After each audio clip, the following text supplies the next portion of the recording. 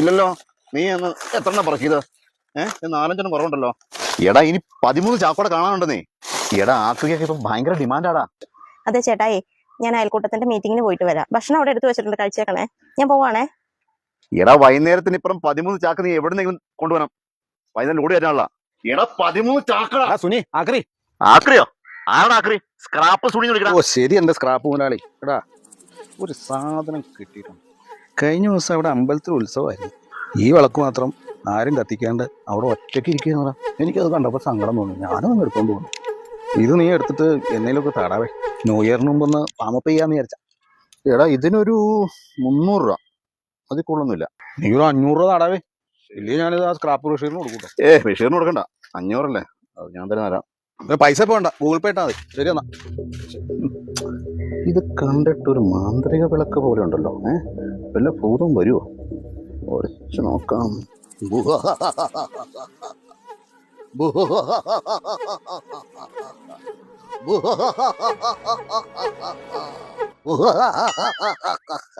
എടാ തെണ്ടി, ഞാനൊരു 3-4 ദിവസമായിട്ട് ഒറ്റോട്ടിരുന്ന ഒരു കോപ്പില്ല. അതിന്റെ അകത്ത് എന്റെ കയ്യിൽ തൊലി പോയത് മാത്രം പിടിച്ചു. 500 രൂപ ഗൂഗിൾ പേ ഇട്ടാ. ഫോടാ മൊത്തമേ. കല്ലിൽ ഒരച്ച് നോക്കാം, ചിലപ്പോ വന്നാലോ.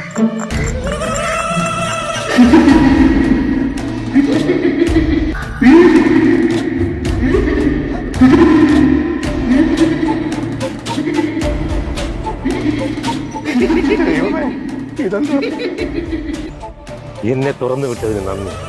ഞാൻ ബറോസ്. ഹണിറോസിന്റെ? ഹണിറോസോ? അതാരാ? അത് ഞങ്ങൾ ആരാധിക്കുന്ന ദേവതയാ. ബറോസ് ചേട്ടൻ ഹണിറോസിന്റെ ആരായിട്ട് വരും? ഞാൻ ഹണിറോസിന്റെ ആരുമല്ല. ഞാൻ ബറോസ്, നിധി കാക്കുന്ന ഭൂതം. അയ്യോ ഭൂതോ? അപ്പൊ ലുട്ടാപ്പിയുടെ ഐറ്റം ഒന്നല്ലേ? ലുട്ടാപ്പിയും കുട്ടാപ്പിയും ഒന്നും എനിക്കറിഞ്ഞൂടാ. നീ എന്നെ തുറന്നു വിട്ട സ്ഥിതിക്ക് നീ എന്റെ കയ്യിൽ നിന്നൊരു വരം വാങ്ങണം. ഇല്ലെങ്കിൽ നിന്റെ തല പൊട്ടിത്തെറിച്ചു. അയ്യോ. പിന്നെ വരം ചോദിക്കുമ്പോൾ ഒരു കാര്യം പ്രത്യേകം ശ്രദ്ധിക്കും. ഞാൻ കുട്ടികളുടെ ഭൂതമാണ്. അപ്പൊ അതുകൊണ്ട് എന്നോട് വരം ചോദിക്കുമ്പോൾ കണ്ട ആ പൂപ്പ സഭ്യമല്ലാത്ത വനങ്ങളൊന്നും ചോദിക്കരുത്. ചോദിച്ചാലും ഹുസൂർ സഭ്യമായ രീതിയിൽ ചോദിക്കണമെന്ന് പറയുമ്പോൾ പറഞ്ഞോളൂ ഹുസൂർ. എന്റെ ഭാര്യയുടെ കൂട്ടുകാരിയുണ്ട്, സിന്ധു. അവളുടെ അമ്മയെ എനിക്ക് അമ്മായിയമ്മയായിട്ട് കിട്ടണം. എന്റെ സ്വന്തം അമ്മായിയമ്മയായിട്ട്. ബറോസേട്ടന് മനസ്സിലായില്ലേ? ഏത്? അവളുടെ അമ്മയെ എന്റെ സ്വന്തം അമ്മായിയമ്മയായിട്ടേ. അങ്ങനെ തന്നെ ഭവിക്കും ഹുസൂർ. സിന്ധു, എന്റെ എത്ര നാളത്തെ ആഗ്രഹ സിന്ധു. അയ്യോ അയ്യോ, എന്റെ ദൈവമേ, ഞാനിതെങ്ങനെ സഹിക്കും? എന്റെ ഈശ്വര, ഞാനിതെങ്ങനെ സഹിക്കും ദൈവമേ? അയ്യോ, കൈവിട്ടു പോയല്ലോ എന്റെ ദൈവമേ. ഇനി ഞാൻ നാട്ടുകാരുടെ മുഖത്ത് എങ്ങനെ നോക്കും? എന്ത് ചതിയാ ഇത് ചെയ്തത്? ഞാനിതെങ്ങനെ സഹിക്കും? ചേട്ടാ, എന്റെ കൂട്ടുകാരി സിന്ധു ഇല്ലേ? സിന്ധു. ആ സിന്ധു ഇല്ലേ? സിന്ധു. ആ സിന്ധുവിന്റെ അമ്മ ചേട്ടന്റെ അമ്മായിമ്മയായി. ആണോ? ആണോ? ആണോ? അതേട്ടാ, എന്റെ അച്ഛൻ സിന്ധുവിന്റെ അമ്മയെ കെട്ടി ചേട്ടാ.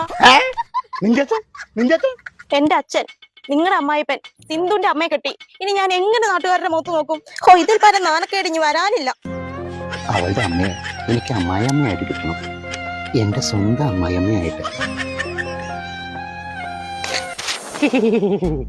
ഞാൻ അപ്പോഴേ പറഞ്ഞില്ലേ ഞാൻ കുട്ടികളുടെ ഭൂതമാണെന്ന്. അല്ലാതെ ഇതുപോലെ മുള്ളുമുരിക്കന്മാരുടെ ഭൂതമല്ല. ഞാൻ വിചാരിച്ച ഇങ്ങനെ വരും.